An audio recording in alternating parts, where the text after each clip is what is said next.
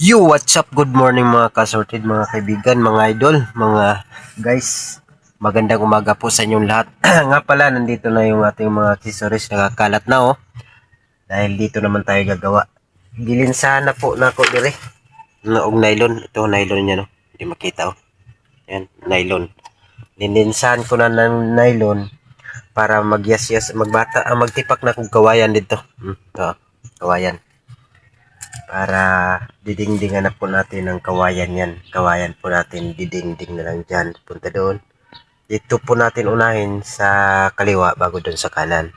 Ito muna. Dito muna tayo. At nandyan nagkalat na yung ating mga gamit dyan. Yung ating mga pampanday. Yan po, dito po tayo mag-uumpisa. Pero bago yan, mag-ano muna ako, magtipak ng kawayan doon. Naligo kay murag ka init. Sobrang lamig ng tubig pero pag ano sa labas naman sobrang init naman. Kaya kailangan maligo. Kasi sobrang init ng panahon ngayon. Yun, ando na yung ating mga kabayan naka-intact na doon. Pinanghila ko na doon galing doon sa baba. Sa may puno ng dalanghita, oranghita. Ya ito, dito. Ito na yung susunod natin gagawin. Yan. At update ko na lang mamaya ang mga susunod nating uh, ipapakita dito. Ang mga susunod nating gagawin dito mamaya. At kung ano ng status ng ating mga ginagawa. Okay, dagan salamat. O sa oras ron, yung mga alas 7 na siguro ron. Mga alas 7 media. Okay, abangan na lang ko niya. Okay, mga kaibigan, mga kasorted, dito na po tayo. Nagyayas-yas na tayo ng ating kawayan na tinipak para pang dingding doon sa sandalan ng ating bangko. Ano po yung ating kawayan. Niyayas-yasan ko na po. Sana kalayuan sa Ginoo matapos taon nato ron og kuan dingding. Kay medyo makutipod ni kay kawayan pag tindog lang na diha kay ngana. Medyo marami din kabilaan, gilid-gilid tapos si harap at likod. Kaya medyo matagal din. Ayaw ko lang kung anong madali ang bulibaw o itong kawayan. Pero sana matapos natin ito ngayon kaya sa Ginoo taon para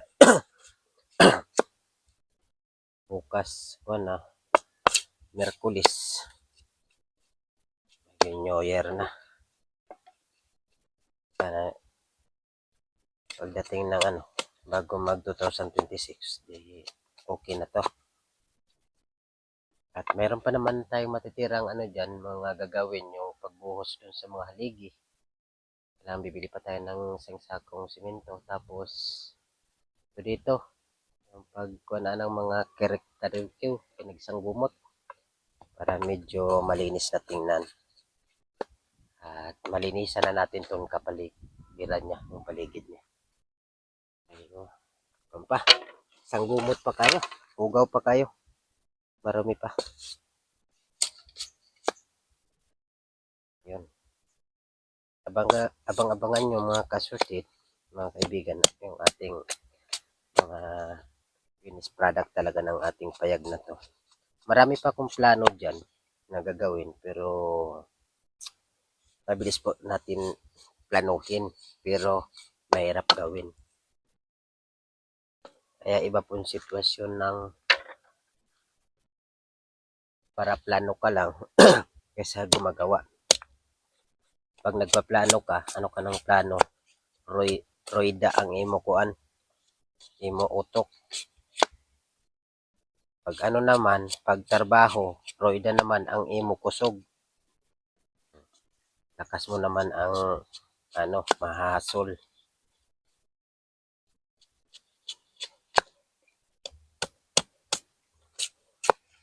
Kung makuha mo naman ang plano agad, okay na, nagtatrabaho ka tuloy-tuloy kasi alam mo na ang plano ng iyong gagawin. So, kasi pag hindi pa, umaandar pa yung plano mo, pabagbago pa ang plano mo, medyo mahirapan ka kasi habang nagpapanday ka, nag-isip ka pa kung anong mga style na gagawin mo sa bahay mo, sa payag mo. Pero kung alam mo na pasurunod, hindi ka na mahirapan. Pero mahirap pa rin talaga kasi wala namang madali na trabaho. Puro man talaga may trabaho. Okay. Yan lang mga kaibigan, mga kasortid, mga idol, mga kahigalaanan, mga higala, mga kaigsuunan, mga kapatid. Aning atong nabuhat diri sa atong payag. Mahigit isang buwan na po tayo dito. Ug kumbati diri sa atong payag. Dugay-dugay na no. Sobra bulan na kay itaramang usang nagtrabaho diri mamantay katabang. Kaya medyo matagal matapos. Tunayan daghang kog plano aning payagan eh. Kung makuan, kung makuan lang ning akong plano diri sa payag na ni angayan kay ni siya. May gagawin pa kasi ako sa taas sana eh. Gagawa pa ko ng papag-papag sa taas para pwede tulugan sa taas. Parang ganun. Parang cute lang. Parang pwede mo na bahayan. Parang pwede mo na payag lang pero pwede na bahay. Yung ka na magtitira. Kasi sa baba, balkon sa taas, mayroong mayroong higdaan sa taas. Yun ang plano ko. Pero yung nga, sabi na madali lang din planuhin natin yung ganon pero ang pagtrabaho medyo din budlay kayo. Pero kung maano naman natin magawa yun ay sobrang ganda. Parang gusto ko na dyan ako titira sa taas. Kasi pag baba mo, di pag ambak ni mo, balkon, sa taas, sa ang imong higdaan, para kwarto. Yan ang ko sana. Pero ang atong kahoy, murag kuangon pa kay daghang patag mga gamitan ng kahoy siguro. Kailangan para mangorte. Kasi kung mabuhat man sakali na to, sig mga Enero po na 2026. Pero kaso Enero daghan na pud ko obligasyon kay magkupra na pud mi pohon kay kan Ginoo. Busy na pud mi ani sa kuprahan. Enero, mga first week ng Enero. Bakbaka na naman to kalayan sa ginupuhon dalay kang Ginoo ang Diyos. Enero, first week ng Enero. Baka na pud og kuprahay area. At nga pala, excited na ako na gamitin yung aking biniling yung pang-akyat sa nyog. Yung sa paalang itatali. Hindi ko pa nasubukan yun. Kasi sanay ko mag-akyat ng nyog, yung lang, akyat paa. Yung paa nga akyat, yung may hakhak ba? Pero yun, hindi ka na maghahakhak, hindi ka magtatakam ng niyog. Diretso na apak mo sa lawas ng niyog, di matusok na yung mga may mga talinis sa tumoy. Matusok na sa lubi. Kaya hindi ka na madaoros-os pababa. Medyo angayan. Pangan nyo ko yun, ibablog ko yun mga kaibigan. Kapagkita ko sa inyo pag maakyat na ako noon. Meron akong noon sa paa. Hindi ko alam kung mahirap bang pag-akyat ng ganon. Kasi yung sa bagay, yung sa akin dalawang talinis. Dalawang tulis yun sa paa. Hindi. Yung iba kasi isa lang. Yung sa akin nabili. Ngayon, dalawang talinis. Kaya siguro, di na, kasi pag isa lang siguro, parang nabaon ng malalim sa, sa puno ng nyog. Mahirap ang pagbunot. Pero pag dalawa, siguro, hindi naman tayo ganun kabigatan. Baka hindi naman siguro ganun ka, hirap pag bunot nun o pag apak nas pagbunot sa pag inapakan niya kasi nabaon yun sa sa katawan ng nyug. Tapos yung may safety belt din. Nag-order din ako ng safety belt. Gagamitin din natin yun kasi pagdating natin sa taas, yung safety belt itali natin sa nyug. Tapos pwede na tayo kahit bumitaw tayo doon, hindi tayo maghawak sa nyug. Nagbitaw tayo sa niyog, hindi tayo malalaglag kasi mayroon nakatali sa ating katawan, may body harness tayo. Half body lang yun, half body harness. Mayroon din akong body harness, full body, pero parang sa gabal yun, yung dalawang hook ko. Okay na yung bago kong binili na isang hook lang. Half body lang.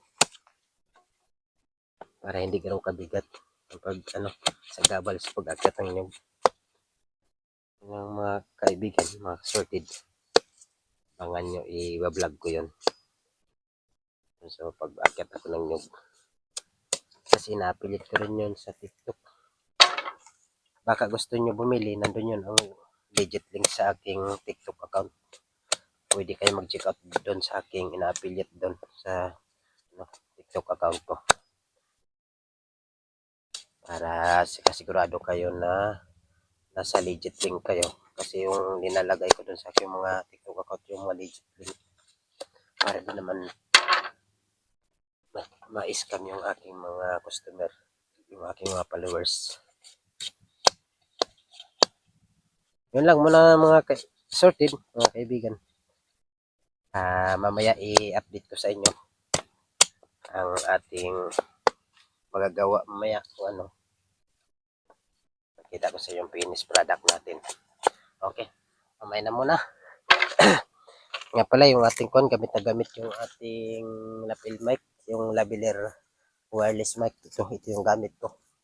Kasi may minsan pag nagapatugtog ako dito, baka makapiright tayo pag sa YouTube ko kasi na bago to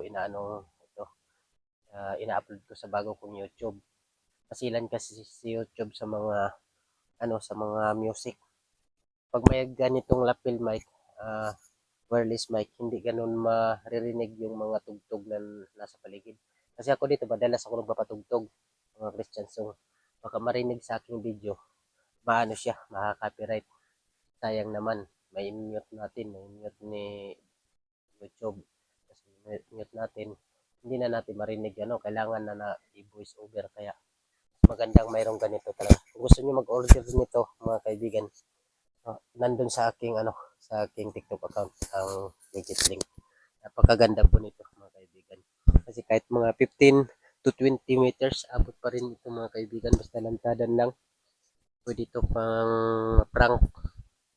Dati nagpa-prank ako, wala pang mga ganito eh. Lang, cellphone lang gamit ko, tapos may lapel mic dito. Dadala ako ng bag para dito nakalagay yung lapel, tinatago ko lang para magsalita ako. Ang isang cellphone nandun, nakabidyo yung isang cellphone doon sa malayo. Tapos yung isang cellphone nagre-record dito. Na dito nakalapit lang. May mga akong dala-dala. Yan. Pero ngayon pala, ito sobrang mura lang mga kaibigan. Nandiyan sa Yellow Basket ng aking TikTok account. Punta nyo na lang sa Boy Assorted account ko. Yan lang mga kaibigan. Kaya napakaganda nito. Dati sobrang mahal dito pero ngayon sobrang mura na lang. Okay. Yan na mga ka-assorted. Palayo na tayo ng salita. Abangan nyo na lang mamaya yung aking susunod na ipapakita sa inyo sa aking nagawa dito sa payag ko. Yun lang, dagang salamat. See you later.